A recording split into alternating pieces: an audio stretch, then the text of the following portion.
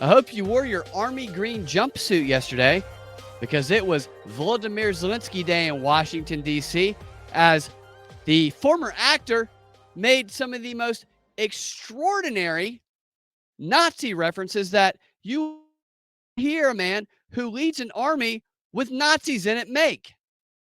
You're listening to the Propaganda Report's Drive Time News Blast. I am Brad Binkley. Top story is that it was apparently Volodymyr Zelensky Day in D.C. yesterday. For the first time since the war began, old Vladimir, the leader of the resistance, he was able to escape Ukraine. And, you know, we weren't presented with a virtual deep fake of Zelensky. We actually got to see him in the flesh and blood, apparently. And boy, did they roll out the red carpet or perhaps the green carpet for him. I have my green background, all for Volodymyr Zelensky. I should really drape myself in it because he was wearing what appeared to be like an army green tracksuit while sitting in the White House talking to Biden. I wish Biden would have been wearing the exact same outfit. I would have really gotten a kick out of that had Biden chosen to do that, but they didn't want to do that because they wanted to demonstrate that I guess Zelensky just didn't have the time to even change. That he had to continue to wear the uniform of the resistance that he's worn for about it's 10 months now at this point, right? And it didn't stop with that phony little interaction that they were having with that photo op with Biden and Zelensky sitting in the chairs in front of. I can't remember the name of that house. Apparently, we had to have another press conference with Biden and Zelensky. So there was a little bit of a commentary from the media about what happened during the first Zelensky moment in the White House, and then we had another one where Biden and Zelensky were standing up doing a press conference, taking questions. I guess the difference is they were sitting down the first time. And then the second time we got to have our Zelensky experience, they were standing. Just a full Zelensky is what we got. And then after that, more commentary. And then what we got was some weird presentation or interaction with Pelosi and Zelensky in front of the strategically placed Christmas tree in the background. It was just so awkward where they put it though, because it was like in a hallway, and the tree was not. It's you're trying to stage this. Obviously, they need to get a better set designer because it looked very weird. And Zelensky is a little shorter than Pelosi, it appears. I don't know what they were talking about during those moments. The whole operation they did today was about promoting the idea that we need to continue funding Ukraine in their war against Russia, presenting that to the American people so the American people put pressure on the new Congress that comes in January. So I think that was what this was ultimately for, was his pitch to the American people and face to face, really. And I would have really appreciated it more had when he walked up to the podium after Pelosi introduced him during round 3 of Zelensky yesterday, if she just would have laid a big kiss on his face, like stuck her tongue down his throat, really made out with him, bent him over because he's tinier than her, lifted him up and cradled his tiny little ass, just then sat him down on top of the podium and he could grab the microphone there. And then Pelosi could walk off. I mean, Paul wouldn't care. It doesn't matter. The whole thing was a disgusting display of theater intended to. I feel like it was intended to insult the American public personally, but I guess they're going to reaffirm some people's solidarity that they stand with Ukraine in. I just do not understand people's admiration of this guy.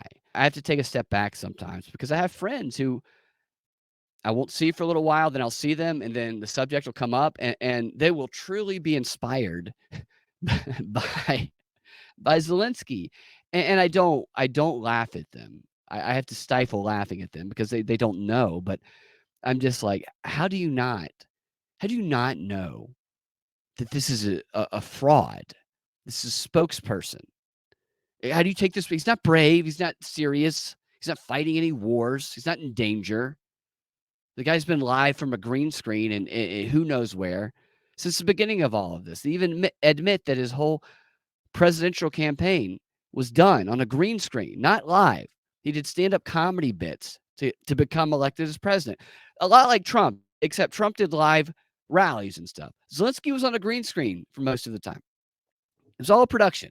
Like, literally, most people I know who love Zelensky have no idea that the name of his show, Servant of the People, where he played a teacher who improbably became president, is what they named his political party after his show ended. Most people I know who love Zelensky have no idea that the production company and the people who worked on the set of that show just became government officials. They have no idea about any of that.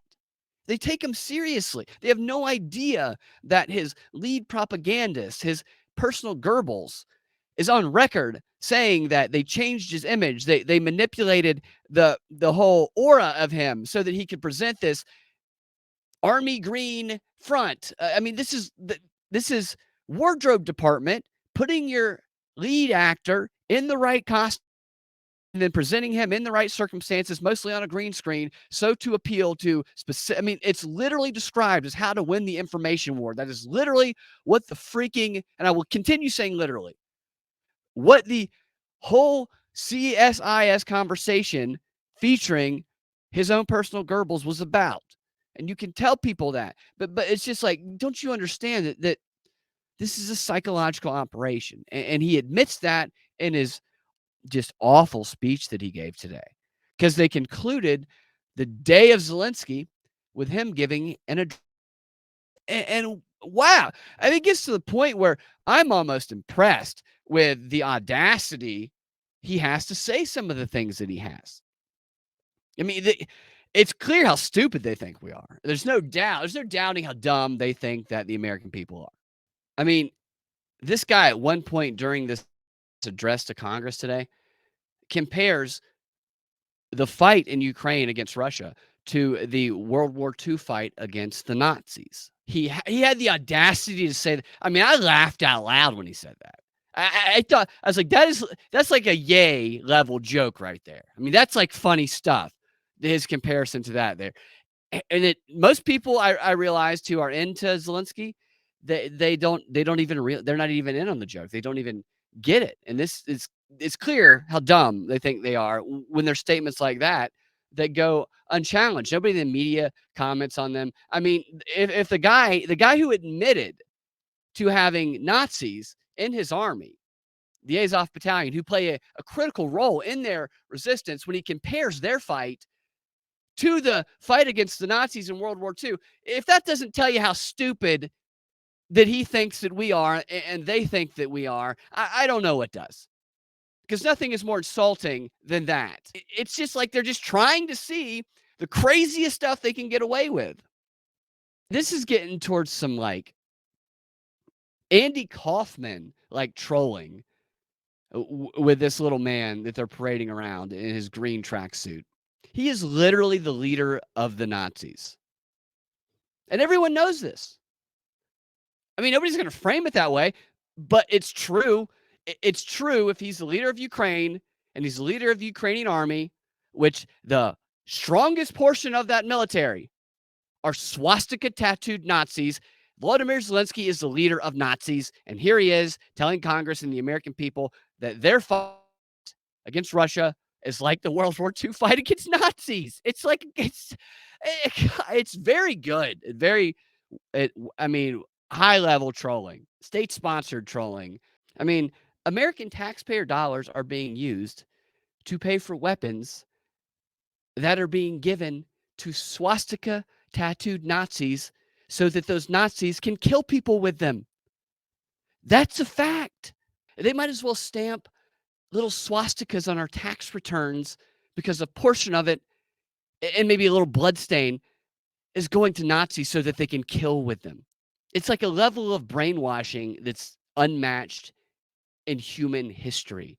I mean, they can tell people, they can tell them to be outraged because of what a rapper said about Hitler and the Nazis during an obvious public relations stunt, a publicity stunt, and they'll lose their minds over it. The Anti-Defamation League, and now dare the anti-Semitism. But then, if they tell them that it's no big deal that a portion of their paycheck is being used to give money and weapons to Nazis. Not to a rapper trying to get attention, but to literal effing Nazis so that they can better kill people who are not, in fact, Nazis. And that is actually patriotic to give their paycheck to the Nazis because democracy. Then they'll go, oh, yeah, no, that's okay because democracy, I stand in solidarity with the Nazis. Now, is everybody in Ukraine a Nazi? That's not what I'm saying. That's not what I'm saying. That's what Snopes would claim. That's how Snopes would debunk that, saying, well, they're not all Nazis. I'm not saying they're all Nazis.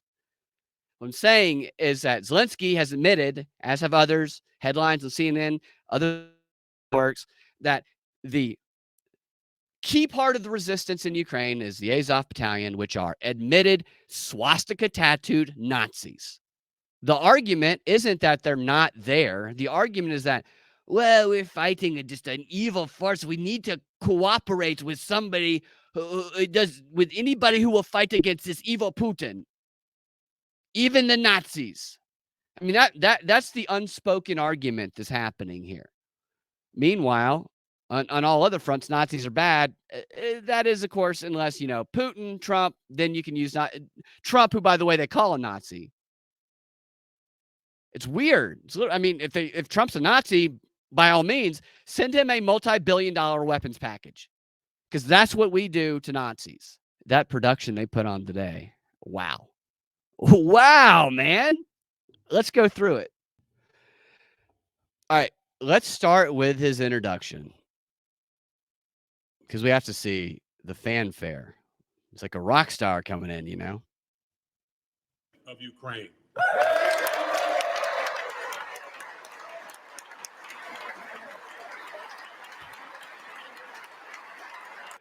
I'm almost a little surprised that he didn't run in like a football player or basketball player does when they're introduced, where he's down low and he's giving everybody the high fives. I would have liked to have seen a little bit more of that in this introduction here. Just look at everybody's giving as a standing ovation. I'm sure Chuck Schumer has probably jizzed all over the inside of his pants right now. Disgusting.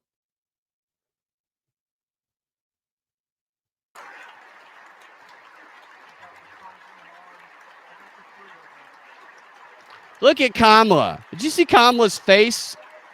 Who is that person? There he is. Look at that green tracksuit he's wearing. Give me a break.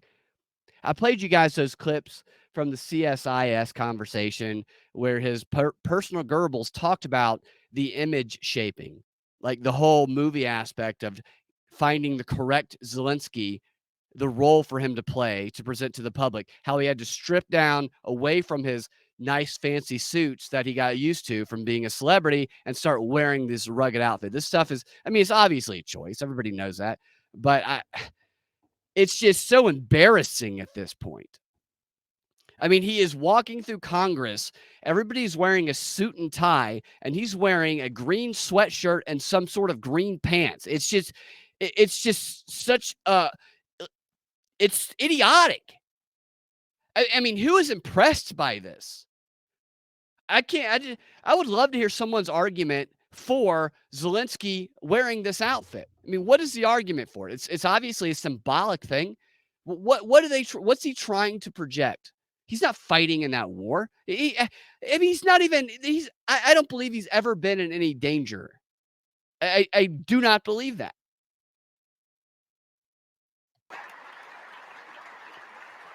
I tell you what, though, whoever makes those sweatshirts, there's a little image on the front, which kind of looks like a sideways swastika, if you ask me. That company getting a lot of promotion. I'm right here. Those green sweatshirts. This guy, man, this is his best role ever. I mean, that's what this is to him. I think.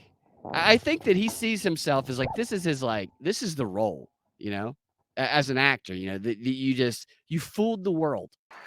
I'm just surprised some of these guys, like Schumer right there, didn't just bend him over like I wish Pelosi would have and just start sucking face with him, shove his tongue down his throat. That he could have done that and nobody would have missed a beat. There probably would have been like a prolonged standing ovation for Chuck Schumer shoving his tongue down Zelensky's throat and making out with him. I would have loved to have seen that. But as you know, Santa doesn't always bring you what you wish. Look how tiny he is. Look at that. Look. So Kamala's bending over. Like Kamala's like trying to just like suck him off. Like she's trying to get down to it. He's too short. Thank goodness he's not taller, or as Johnson would have been in her mouth because she is so badly wanting to impress him. Because they all want to be actors. They say the whole thing about politicians are ugly actors. Like they admire the fact that he was an actor and they wish they were him. So Kamala, you can bet that what's his name, the first gentleman, if he weren't gay, would be a little upset and jealous right now. Look at Pelosi and her weird face. I mean, she's older, so I can't really crack on her too much, but her face looks strange sometimes, man. What I wanted to see is the camera focus on the Republicans, or there's a handful of people in Congress who have not been supporting this, but it's a very small minority of people. Even most Republicans support it. But I want to see what Rand Paul's doing right now. I would not be able to clap for this man. I just couldn't do it. Okay, so he's standing up there. He just did a pose at the podium. He did what a performer does when they get a standing ovation. Performers do a thing where you take it in and then you do a bow and whatnot. Zelensky's doing that right now, as though he just did the performance of his life on a stage play on Broadway, and he's soaking in the crowd's adoration of him. You have to be thick, man, to be standing up and giving this guy a round of applause without question. This is such a joke, man. Look at Schumer. Schumer looks like he just wants to rip his own pants down and start just going at it. He's so excited. All right, so now I'm going to go back and I want to see what time this applaud started, because I want to see how long of a standing ovation he's getting. This is a very extended standing ovation. Starts when he gets in. They all stand up as soon as he comes in. Of Ukraine. Okay, so this is the whole time. So we're at a 2-minute standing ovation right now. Pelosi's trying to bang the gavel, and they won't listen because they just want to cheer this hero. You talk about being brave in politics. It's really strange that we're at a point in American history where it would actually be considered brave to not rush up onto the stage and just suck Vladimir Zelensky off, because that's what everybody is doing in this room right now, one after the other. Members of Congress. I think it's too much. I think it is. Members of Congress. I think it's too much. I have the high privilege and the distinct honor of presenting to you His Excellency Volodymyr Zelensky, President of the Ukraine. Look at Kamala. She's so excited. Thank you so much. Thank you. It's too much for me. No, it's not.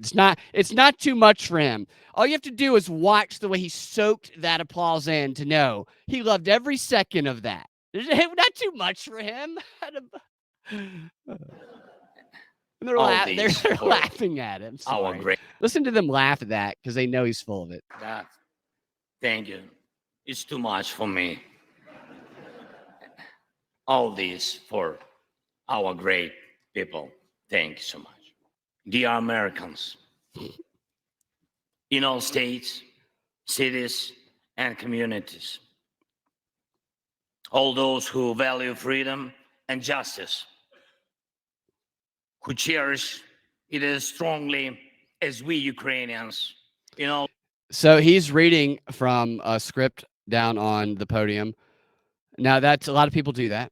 That's just, it makes people be more at ease. And since this is his second language, that can be kind of, you can justify that. He did speak with Pelosi the entire time and Biden the whole time in English earlier. He can speak English. Now, we know that a lot of times when he spoke virtually, he translated. I always thought that was kind of strange since he could speak English. I thought that there was other reasons they were doing that. Obviously, he's not going to have a translator here. I'm just pointing that out. All our cities, in each and every family, I hope my words of respect and gratitude resonate in each American heart. Madam Vice President, I thank you for your efforts in helping Ukraine. Madam Speaker, you bravely visited Ukraine during the full-fledged war. Thank you very much. So I thought that was an interesting moment because are they not still in a full-fledged war? From what I understand, we're going to have to continue funding them for potentially not just months, but years. I mean, this is like the lead into World War III, in my opinion. Well, uh, um, but like the fact that they talk about it as a full-fledged war, maybe it's cooling down because it's winter, because they say, but the Goebbels for him during that CSIS conversation, the whole premise of that discussion was winning the war on the information war, and she was the lead person there, and she was there to say, here is how we won the information war against Russia, and she spoke about it as though it were in the past, as though it were over. And I thought about that because of something he says here in a minute. He basically reframes this as an information war. Great honor.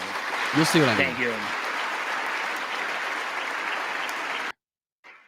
Great privilege to be here. Right, privilege to be Dear members of the Congress, representatives of both parties who also visited Kiev,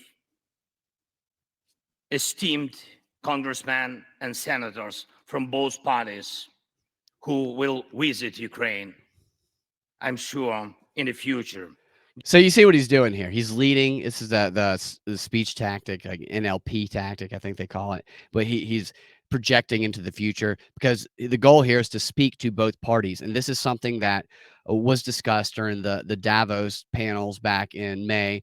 The one that I play a lot of clips from, a view from Capitol Hill, where they had all the people from Congress. I think it was some senators and some House of Representatives people, and they put them all on record saying, will you, even though there are a few America First Republicans who are in office and that some might even win, will you guarantee us that there will be a bipartisan effort to keep sending money to Ukraine? So he's making sure to speak to both parties on the left and right, so we know I have both you in sights, because they have created this third fractured party, which is the Trumpian MAGA Republican Party. Now, those are the ones that aren't being spoken to here.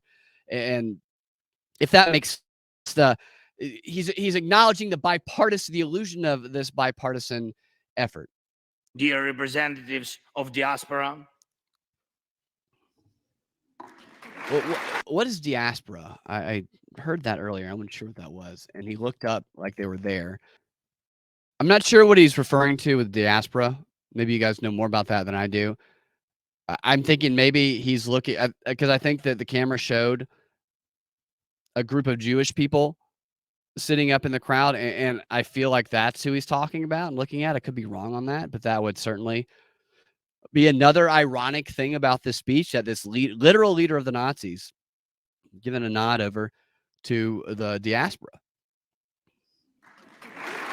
present in this chamber and spread across the country, dear journalists. It's a great honor for me to be at the US Congress and speak to you and all Americans.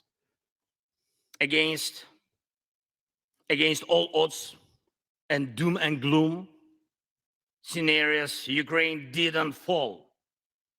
Ukraine is alive and kicking.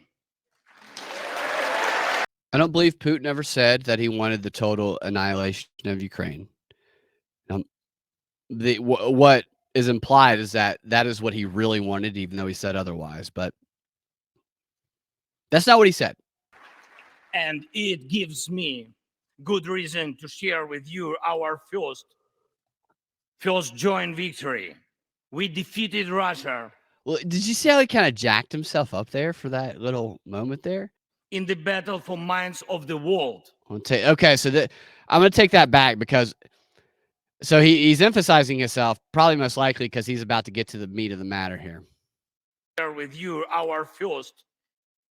You want to share with you our first fall. Ukraine is alive and kicking. And it gives me good reason to share with you our first joint victory. We defeated Russia in the battle for minds of the world. They defeated Russia in the battle for minds of the world, the information war, which is exactly what his Goebbels said during the CSIS. We defeated Russia in the information war. Here are the lessons moving forward broadly. It's interesting that they are framing it that way, that they've already won that portion of the war. We have no fear, nor should anyone in the world have it. Ukraine's gained this victory, and it gives us courage, which inspires the entire world. And that's why you have succeeded in uniting the global community. I'm going to take that back. I'll stop interrupting so much because this stuff is important to hear, and then we'll talk about it. Gained this victory, and it gives us nor should anyone in the world have it. Ukraine's gained this victory, and it gives us courage, which inspires the entire world.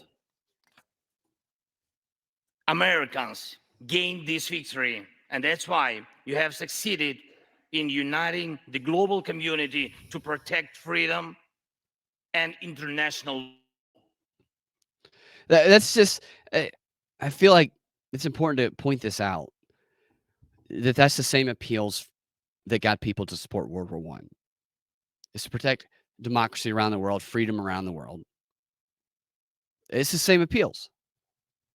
Europeans gained this victory, and that's why Europe is now stronger and more independent than ever. The Russian tyranny. It's funny. It sounds like he said independent than never. He said ever, but that I found that to be very strange. Are they more independent than ever? It seems like they're not. It seems like it's more globally controlled than ever, is what it seems like to me. Has lost control over us. All right, back that up. And international law. Europeans gained this victory, and that's why Europe is now stronger and more independent than ever. The Russian tyranny has lost control over us.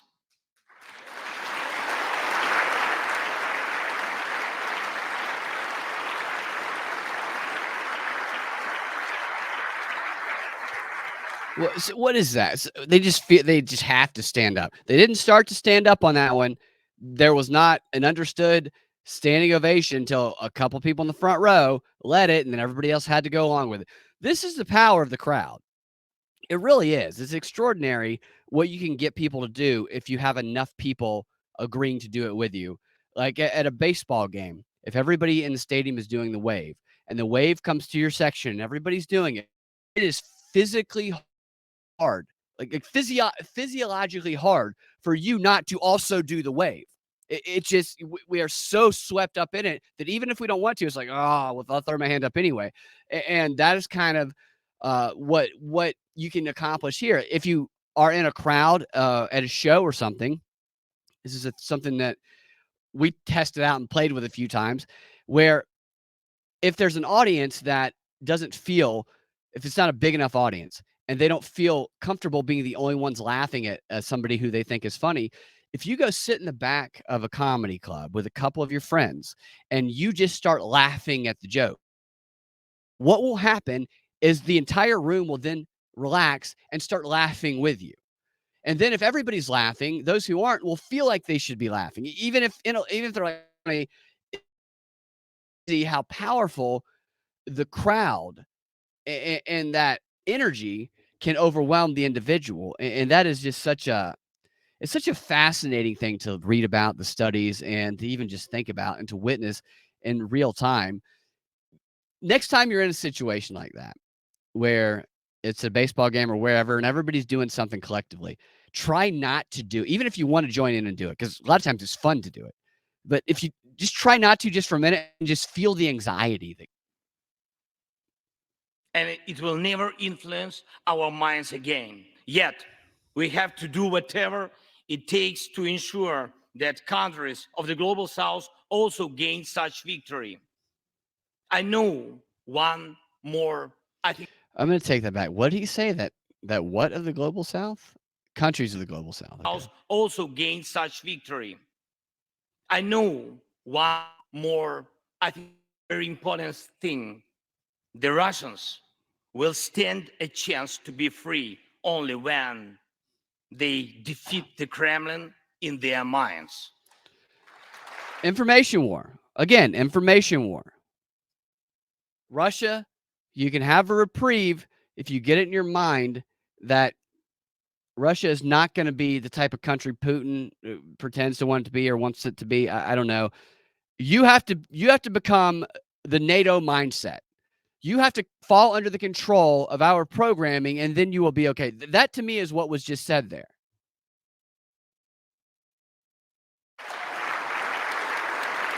Fall in line with the crowd, with a collective, and you will be okay. Yet, the battle continues, and we have to defeat the Kremlin on the battlefield. Yes, this battle is not only for the territory, for this or another part of Europe. The battle is not only for life, freedom, and security of Ukrainians or any other nation which Russia attempts to conquer. This struggle will define in what world our children and grandchildren will live, and then their children and grandchildren. I'm pretty sure that Russia is not trying to take over the world right now. It will define whether it will be a democracy of Ukrainians. And Take that back. Democracy of Ukrainians. in what world our children and grandchildren will live, and then their children and grandchildren. It will define whether it will be a democracy of Ukrainians and for Americans, for all. This I'm sorry. I'm going to take that all the way back. I want to get that whole sentence to see exactly what he's saying here. He's saying these things in such a performative way. It's like a cold read almost. Like you read it one time, the script on the way over, and now he's doing a cold read of it with a really intense emotion. And I want to make sure that I get. So I feel like he talked about the information war, and now he's saying, but we must beat Russia on the battlefield too. So the battlefield also is going to define the world that our children and grandchildren live in. I believe that is what he is saying here, but correct me if I'm wrong. And on Twitter, in the chats, wherever. the Kremlin on the battlefield. This battle. Sorry.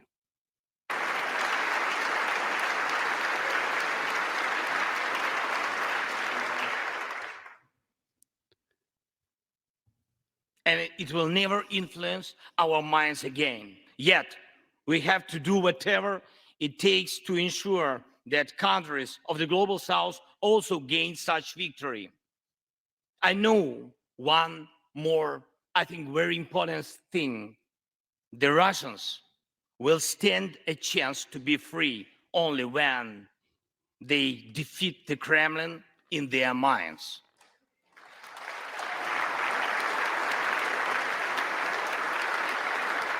Yet, the battle continues, and we have to defeat the Kremlin on the battlefield. Yes, this battle is not only for the territory, for this or another part of Europe. The battle is not only for life, freedom, and security of Ukrainians or any other nation which Russia attempts to conquer.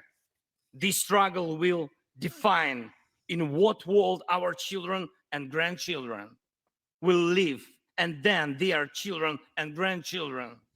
It will define whether it will be a democracy of Ukrainians and for Americans, for all. This battle cannot be frozen or postponed. I'm gonna stop there. The battle on the battlefield for Ukrainians, for Americans, he likes to conflate those two together to make it seem as it's one and the same. Like it's not just their battle; it's a battle for democracy. Yeah, we get all that. But the physical battle that Russia must be defeated. So later on, I believe, actually, I don't know if it happens in this speech or if it was earlier in the day of Zelensky where they talked about it, about how he is willing to negotiate a peace, but Ukraine is not, or Russia is not. And it doesn't sound like that here, though. To me, it sounds like what he's saying here is that there can only be peace once Putin and the Kremlin is defeated on the battlefield, and only then. So once he's taken down, that seems like what he's saying to me. For democracy to win, the Kremlin and Putin must come down, and the Russian people must then be assimilated into the Borg. Then they will be free. It cannot be ignored, hoping that the ocean or something else will provide a protection. Take that back for context. So he's speaking to the American people right now. And from what I recall watching this earlier, it's, basically Ukraine is the front line of this. And even though you're an ocean away, it could very well leak over here if you don't support us. And he's leading up to giving them weapons and stuff like that. For Americans, for all. This battle cannot be frozen or postponed. It cannot be ignored, hoping that the ocean or something else will provide a protection. From the United States to China, from Europe to Latin America. It's funny that he had to take a pause and look down before he said from the United States to China. And from Africa to Australia, the world is too interconnected and interdependent to allow someone to stay aside and at the same time to feel safe when such a battle continues. You're with us or against us, join the war. I mean, this is classic propaganda. And that idea about the interconnected world requires us to be a part of these battles is like right out of Klaus Schwab's mouth. It's great reset two stuff. Nations are allies in this battle. And next year will be a turning point. And such a battle continues. Our two nations are allies in this battle. And next year will be a turning point. I know it, the point when Ukrainian courage and American resolve must guarantee the future of our common freedom, the freedom of people who stand for their values.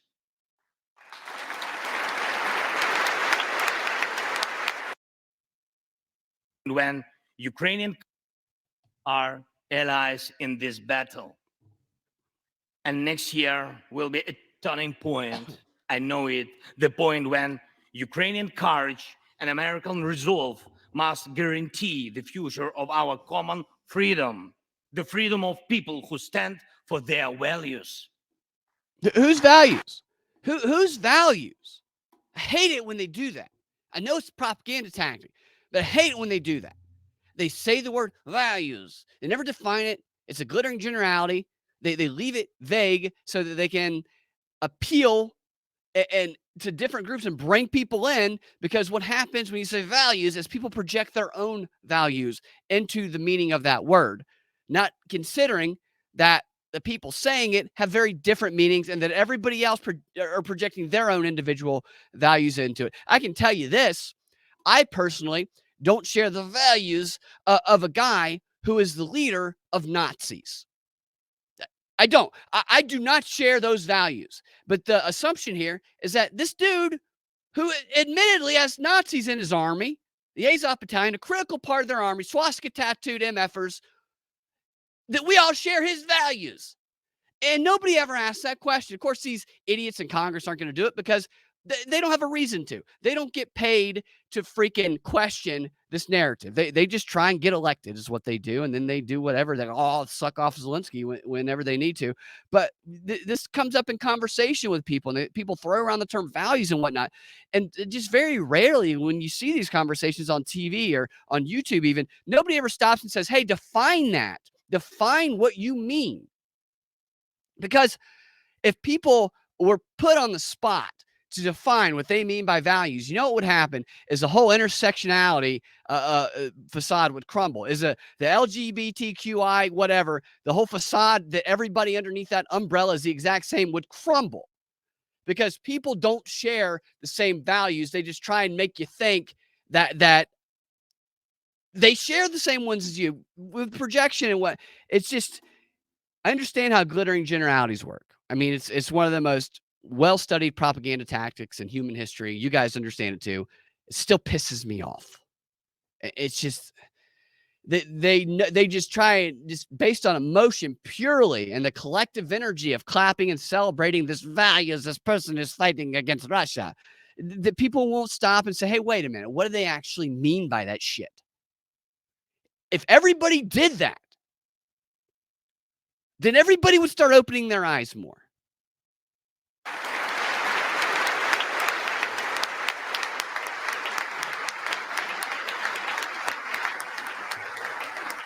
Oh, a standing ovation for that bullshit. Yeah, there you go. There's Ladies and gentlemen, Ladies and gentlemen, Ladies and gentlemen. Americans, Americans. yesterday before coming here to Washington, D.C., I was at the front line. It's an interesting pause there after coming, just to point that out. Bakhmut. All right, I'm You know sorry. what? I keep interrupting. I'm a jerk. I'm sorry. I just can't. I have to get more self-discipline. So Bakhmut, is he saying basement here? So listen to this sentence again. Ladies and gentlemen, Americans, yesterday before coming here to Washington, D.C., I was at the front line. Bakhmut. He's presenting himself as being at the front line of a war right now. Okay. Now think about that. What that means for people who've actually been at the front line of a war. A stronghold in the east of Ukraine, in the Donbass. The Russian military and mercenaries have been attacking Bakhmut nonstop since May. They have been attacking it day and night, but Bakhmut stands. Last year, 70,000 people lived there in Bakhmut, in this city, and now only few civilians stay. Every inch of that land is soaked in blood. Roaring guns sound every hour. Trenches in the Donbass change hands several times a day in fierce combat and even hand fighting. But the Ukrainian Donbass stands.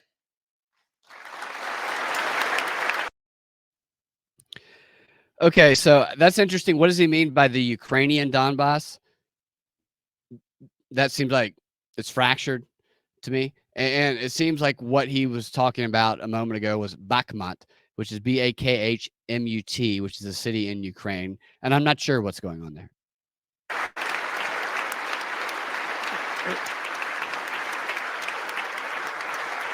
Oh, standing ovation.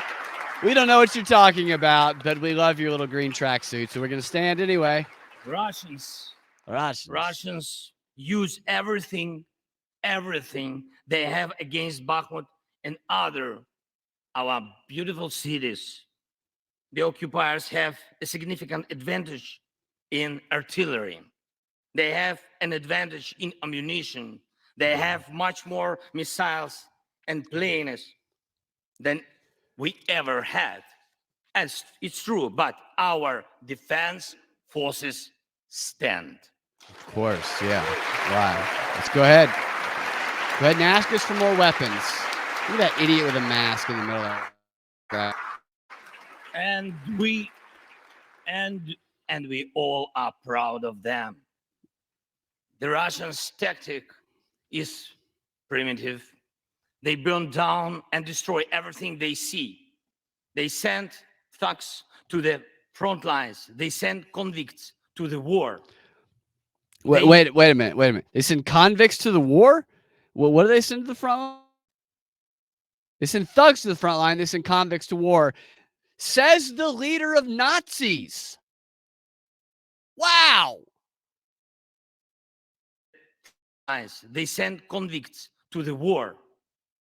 They threw everything against us, similar to the other. Well, so if you walked up to like a progressive on the street and you said, "Hey, would you prefer to fight alongside a convict who is not a Nazi or a swastika tattooed Nazi? Which one would you be more comfortable supporting and fighting alongside of?" What do you think the answer would be?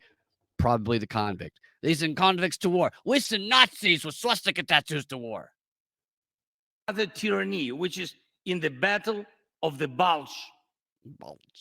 threw everything it had against the free world, just like the brave American soldiers, which held their lines and fought back Hitler's forces during the Christmas of 1944. Brave Ukraine. Did he laugh when he said that? Almost, I feel like he almost laughed. I mean, he should laugh. This is such a joke. This is the leader of the Nazis fighting, talking about. This is the comparison I was talking about. Let's really take this one in here. The bundle, the bulge. What's in Chuck Schumer's pants when I walk in room? Is primitive. They burn down and destroy everything they see. They send thugs to the front lines. They send convicts to the war. They threw everything against us, similar to the other tyranny, which is in the battle of the Bulge. Threw everything it had against the free world, just like the brave American soldiers, which held their lines and fought back Hitler's forces during the Christmas of 1944. The Christmas Brave time. Ukrainian soldiers are doing the same to Putin's forces this Christmas. Brave Ukrainian soldiers, some of which are Nazis, the most vital portion of which are Nazis, are doing the same against Putin this Christmas. You fought the Nazis, our Nazis fight Putin. Christmas! There's the clap. Everybody clap. What a bunch of fraudsters. Ukraine holds They all know this. Everyone in that room knows that there are Nazis that are the main force of his army. They know this. And they sat there and applauded that. its lines and will never surrender.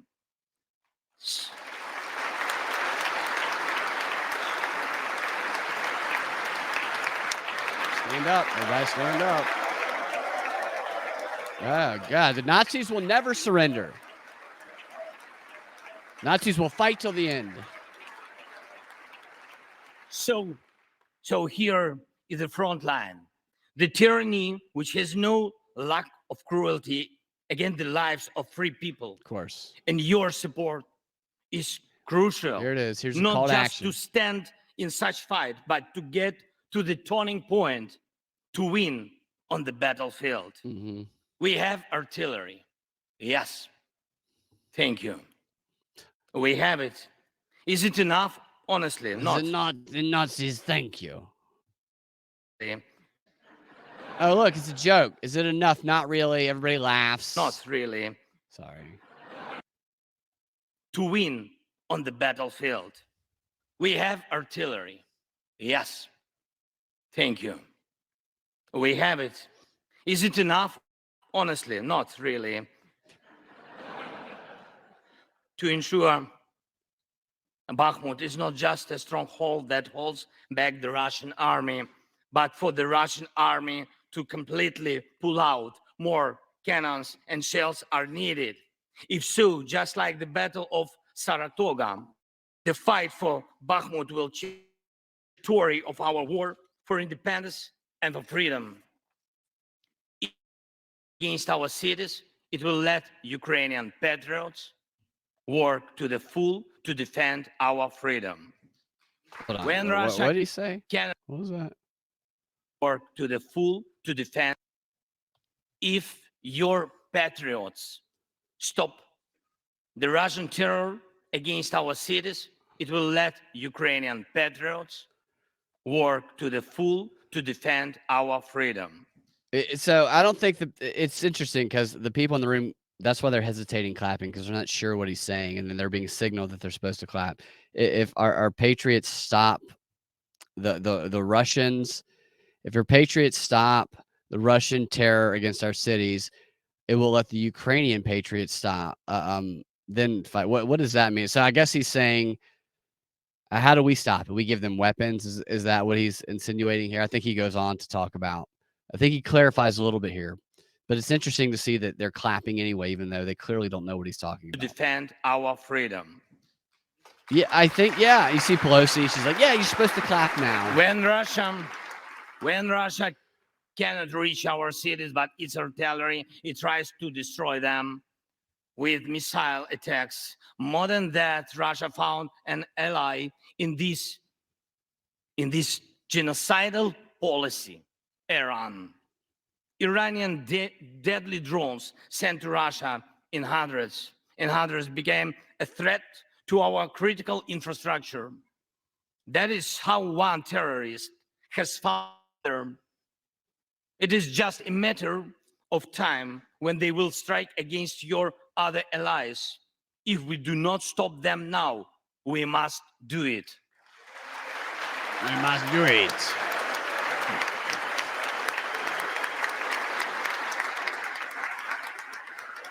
I feel like he's wavering with this performance here. Look at him. I don't think he's happy with himself. He's trying to work his way back into it. I believe there should be no taboos between us in our alliance. Ukraine never asked the American soldiers to fight on our land instead of us.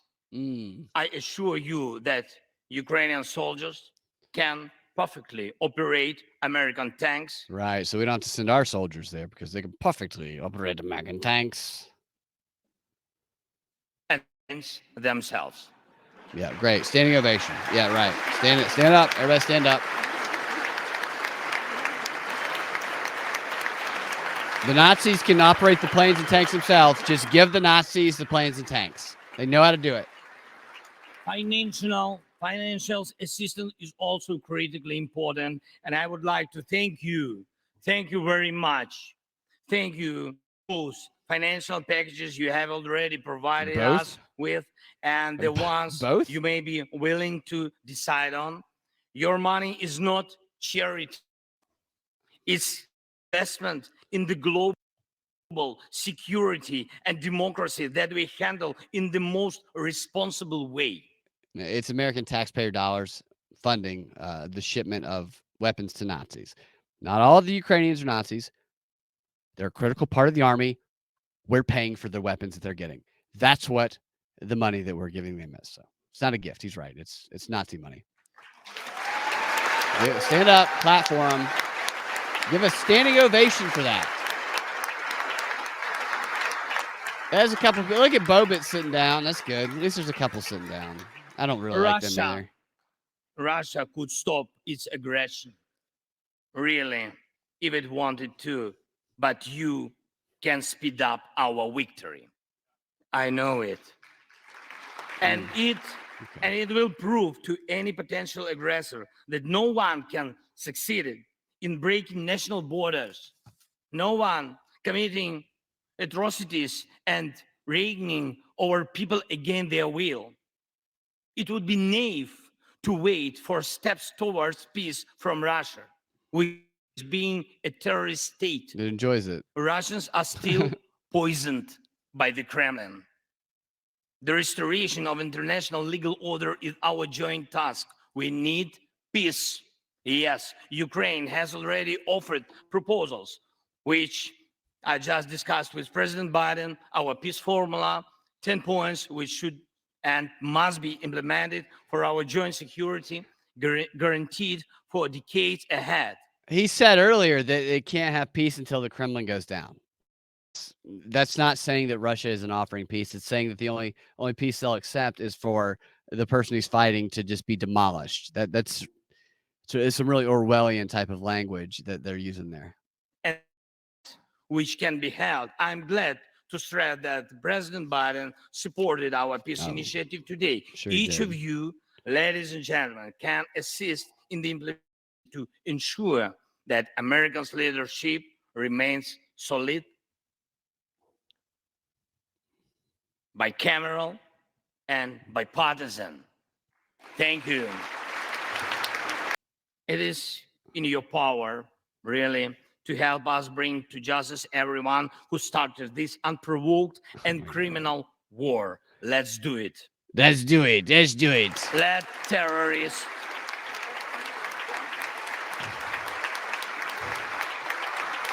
He doesn't like being interrupted this much, it looks like. Let's do it. the terrorist state be held responsible for its terror and aggression and compensate all. You saw that, right? You saw how frustrated he was because he was like in the moment and he got his lines interrupted by the standing ovation. Let the terrorist be held responsible for its terror and aggression and compensate So they've been pushing to get us to say that Russia's a terrorist state. So he's just speaking of them as that. all losses done by this war. Let the world see that the United States are here. Ladies and gentlemen, Americans, in 2 days, we will celebrate Christmas. Did you say 2 days, 3 days? Maybe candlelit. Oh, Not because it's more romantic, no, but because there will be no electricity. Mhm.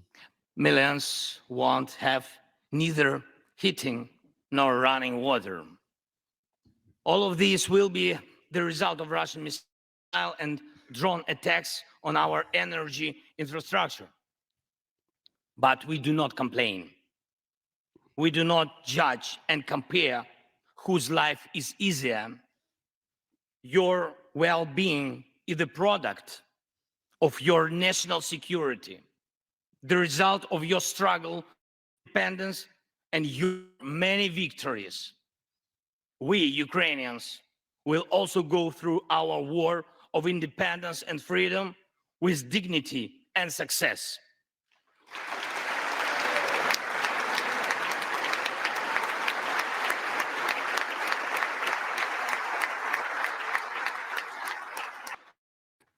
We'll celebrate Christmas. Celebrate Christmas, and even if there is no electricity, The Nazi the light Christmas. of our faith in ourselves will not be put out. If Russian missiles attack us, we'll do our best to protect ourselves. If they attack us with Iranian drones and our people will have to go to bomb shelters on Christmas Eve, Ukrainians will still sit down at the holiday table and cheer up each other. And we don't have to know everyone's wish, as we know that all of us, millions of Ukrainians, wish the same: victory. Only victory. Another undefined term. All right, we're going to stop right there. And what we're going to do is we're going to continue deconstructing Zelensky's speech in the DNB XR, which is the subscriber-only portion of the show. And if you want to get access to that portion of the show, you can go to patreon.com/propaganda report and subscribe there. It's how I fund the show and how I'm able to keep it going. And what you will get is, along with the subscriber-only portion of the show, is you will get this show, the DNB, the Drive Time News Blast. You'll get an ad-free. I take out the ads for subscribers. I put it together with the subscriber-only portion of the show, and it goes into one private RSS feed that you get through Patreon that you can pop into just about any podcast app that you listen to your podcast on. So that's what we're going to do. And I appreciate you guys listening, and thank you guys for your support, and I hope everybody's having a fantastic holiday season, and we will talk to you next time. Have a fantastic rest of your day.